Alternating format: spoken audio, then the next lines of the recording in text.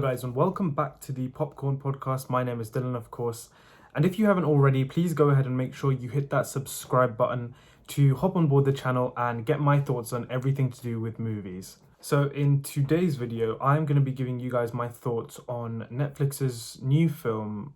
I say new, but it's been out for almost 2 weeks. But yeah, Netflix's new film, The Devil All the Time, directed by Antonio Campos. So without further ado, let's get straight into the video.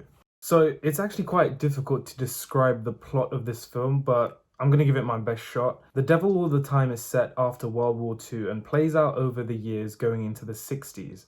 It takes place in the rural towns of Southern Ohio and West Virginia and follows multiple characters throughout its runtime. These characters are all far from perfect human beings, and the film explores their tendencies to commit wrongdoings, thus eventually intertwining their stories. The film stars Tom Holland, Robert Pattinson, Bill Skarsgard, and Sebastian Stan, to just name a few. So basically we have Spider-Man, Batman, Pennywise, and the Winter Soldier all going nuts in one film.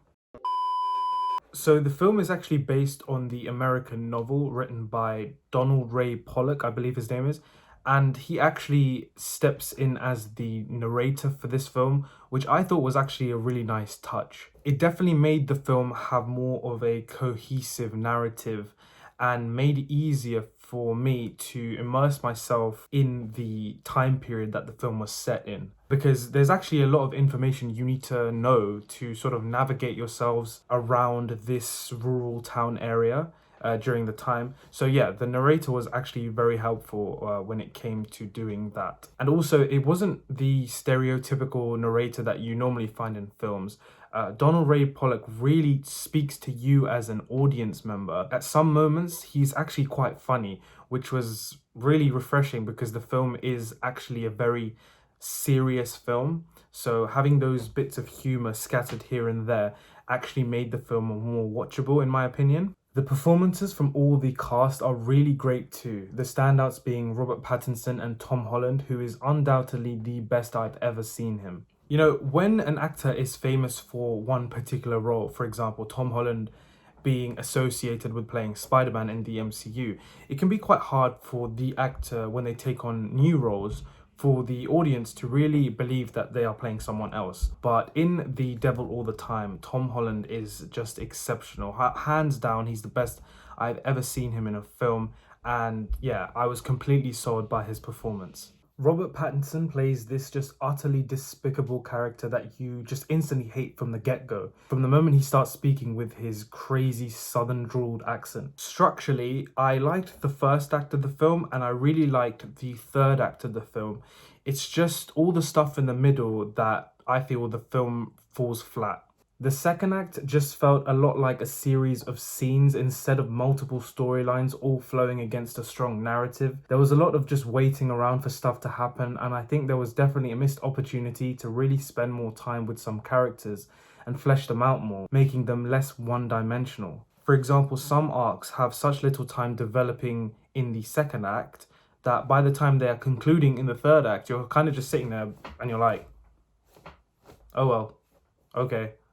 And by doing so, some characters just feel like plot devices to make the story move forward or to be an object for some bloody killing scenes. So yeah, I feel like the second act is where the majority of the problems take place for me. The Devil All the Time is definitely a slow burner, and what it does really well is explore the heavy theme of religion and how impactful it was on people in that time period. Instead of pushing them to go out and do good, the film explores how religion actually can manipulate and be manipulated to commit these terrible things in the service of God.